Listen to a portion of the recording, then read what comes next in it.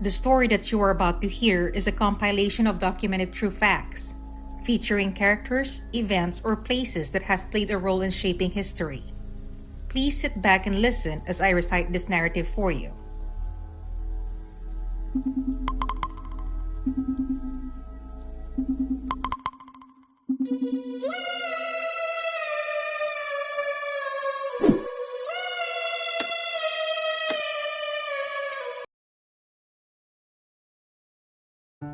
Sef Gonzales is a Filipino Australian who was convicted and sentenced in the Supreme Court of New South Wales to life imprisonment for the July 2000 murder of his father, Teodoro Teddy Gonzales, 46 years old, his mother, Mary Loiva Gonzales, 43 years old, and his sister Claudine Gonzales, 18 years old, in Sydney, Australia. Sef Gonzales was born in Baguio, Philippines on September 16, 1980, to a locally prominent family. After the 1990 Luzon earthquake, which destroyed the family's home and business, a newly built 40-room hotel, Teddy and Mary Loiva immigrated to Australia with their 2 children. Teddy had requalified as a lawyer, set up a successful law firm, and began working as an immigration lawyer and purchased a plot of land in North Ryde. The Gonzales family appeared to be a close-knit family, the parents being strict and devout and having high hopes for their children.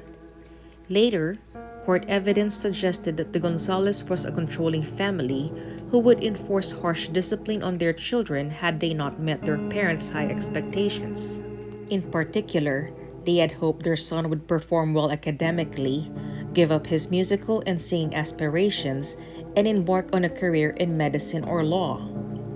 After attending Parramatta Marist High School, Gonzales studied medical science at the University of New South Wales but withdrew after 2 years.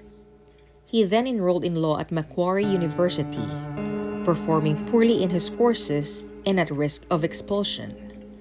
Some observed that Sef had a penchant for stretching the truth and outright lying to impress people, within which he imagined himself to be a successful businessman, model, and singer. A website supposedly run by the daughter of a family friend, Daisy Diaz, as a tribute, was in fact set up by Gonzales himself. Others have remarked that he had an essentially narcissistic personality and was a compulsive or pathological liar. However, to many people, the lies were believable because of his apparent sincerity. He also falsely told friends that he was suffering from cancer. Sef attempted to cover up his academic failure by falsifying results, and when this was discovered by his parents, they had threatened to withdraw certain privileges, such as the use of his car. At the same time, he had argued with his mother over a girlfriend she had disapproved of. This, along with a desire to inherit the family's fortune, were established as motives for Gonzales killing his parents and sister. On July 10, 2001, about 4:30 p.m., Gonzales entered Claudine's bedroom where she was studying. He was armed with a baseball bat or something similar to a baseball bat and with 2 kitchen knives he had taken from a knife block in the kitchen. These 2 knives were the longest knives in the set of knives in the block. It was found that he compressed Claudine's neck trying to strangle her, struck her at least 6 separate blows to the head with the bat, and stabbed her many times with one or both of the knives. He inflicted 5 major stab wounds to Claudine's neck and 2 major stab wounds to her chest or abdomen. The cause of Claudine's death was the combined effect of the compression of her neck, the blunt force head injuries, and the abdominal stab wounds. Mary Loiva arrived home about 5:30 p.m. Immediately upon entering the house, Sef attacked her with one of the kitchen knives in the living or dining room. Gonzales inflicted multiple stab wounds and cuts to her face, neck, chest, and abdomen. Her windpipe was completely transected in the attack. At around 6:00 p.m., Gonzales' maternal aunt visited the house. She noted her nephew's and sister's cars in the driveway, but the house was dark and unusually quiet, especially given that the family kept 6 small dogs inside. Looking into the house, she noticed movement and left with her son, after deciding not to enter via the garage. Teddy then arrived home about 6:50 p.m. After entering the house, Gonzales attacked him with one of the kitchen knives and inflicted multiple stab wounds to his neck, chest, back, and abdomen. One of the stab wounds penetrated his right lung, another penetrated his heart, and another partially severed his spinal cord. Teddy sustained defensive wounds, suggesting that there was a struggle. After killing his family, Gonzales disposed of the murder weapons and the clothing and the size 7 running shoes he was wearing at the time of the murders. He showered, changed clothes, and spray painted the words "Fuck off Asians" on a wall in the house in an attempt to fool investigating police into believing that his family had been the victims of a hate crime. Gonzales then drove to a friend's house, arriving there about 8 p.m. Sef and his friend Sam Delio, who neither knew or was told anything about the murders, went to the city where they went to Planet Hollywood and then to a nearby video game center. Later in the evening, after dropping his friend off, Gonzales returned home. He called police to say he had discovered the bodies on his arrival at the house and that he had chased off intruders.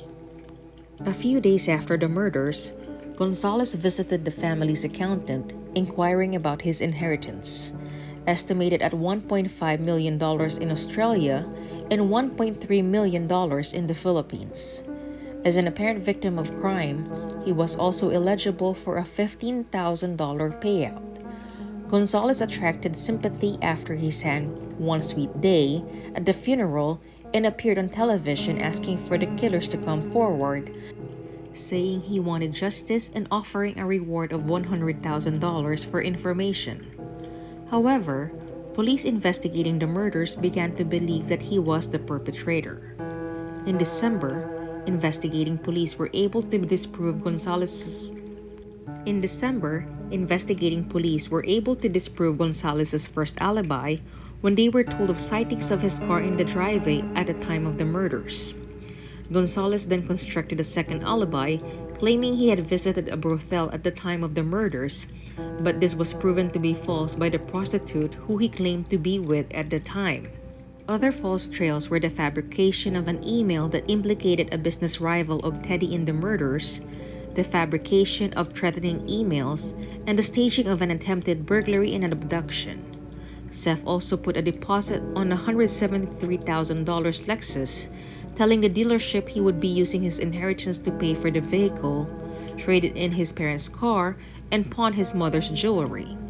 On June 13, 2002, police arrested Sef Gonzales and charged him with 3 counts of murder, holding him in Silverwater Correctional Center. He was denied access to the family's estate to fund his defense. The murder trial took place during April and May 2004. Apart from the above-mentioned motives, the trial had revealed that Gonzales had planned the murders for several months before they took place. Initially, he intended to carry out an elaborate contamination hoax, searching the internet for poisonous plants. The trial also heard of numerous lies to his friends, family, and police surrounding his whereabouts at the time of the murders, which some feel was consistent with his characteristic lying. On May 20, 2004, the jury found Gonzales guilty on the 3 counts of murder. He was sentenced on September 17 to 3 life terms without parole, making him one of the youngest lifers in Australia. Gonzales is now serving his terms as a maximum security inmate at Goulburn Correctional Centre. The case, which has since become one of Australia's most notorious murder cases, may draw comparisons to California's Menendez brothers case. In June 2007, Gonzales was granted approval to appeal his conviction and his sentence. The Supreme Court determined that statements taken from Gonzales by police on the night of the murders may be inadmissible, as he was not cautioned. On November 27, 2007, Sef Gonzales' appeal was dismissed as there had been no miscarriage of justice and his convictions remained. As of 2020, Gonzales continues to serve his sentence at the Goulburn Correctional Center, where he continues to profess his innocence. The North Ryde house where the murders took place has since been put on the market, arousing controversy in October 2004 when the prospective buyers had not been informed of the events that took place there, finding out from a newspaper only when the balance of the sale value was due. After this was publicized, the state government made it illegal to sell a house without disclosing murders that took place in it. The agents eventually refunded the deposit on their purchase, and the house was resold in November 2005 to a buyer who was aware of the house's history for $80,000 less than the initial sale.